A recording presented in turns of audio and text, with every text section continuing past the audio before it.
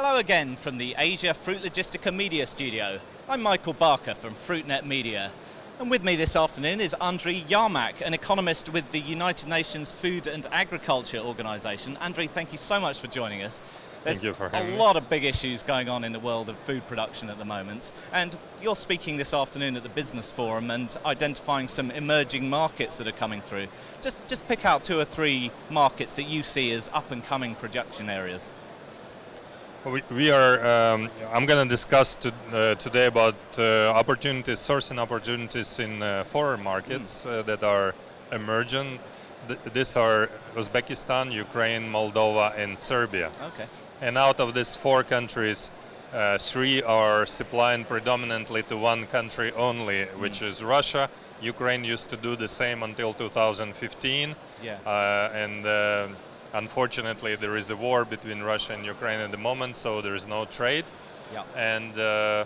But fortunately for Ukrainian produce industry, it's now exploring new markets worldwide and discovering that there are actually countries that are ready to pay premium price higher than what Ukrainian farmers were getting by supplying to Russia. Right.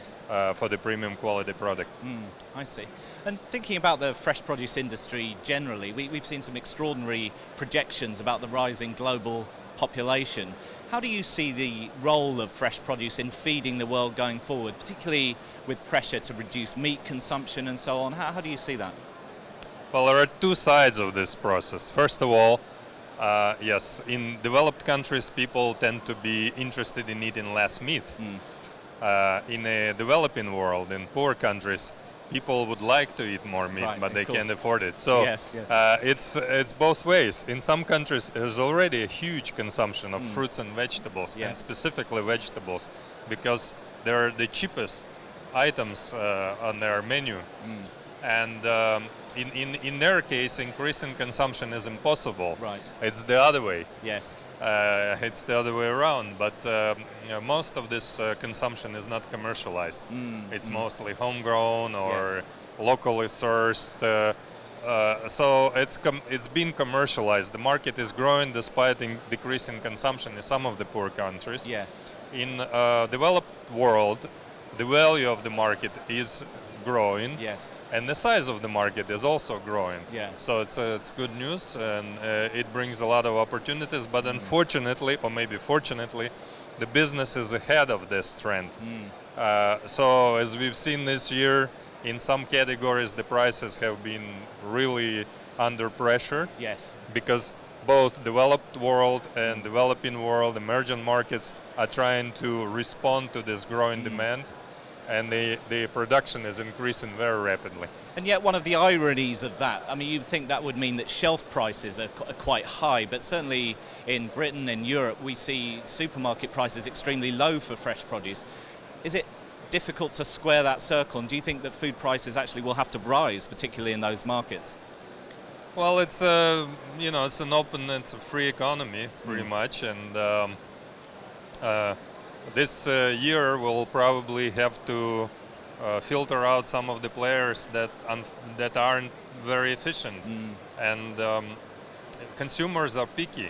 They would like the perfect fruit at a very low price. Yes. That's what we have, but not all of the suppliers can afford it.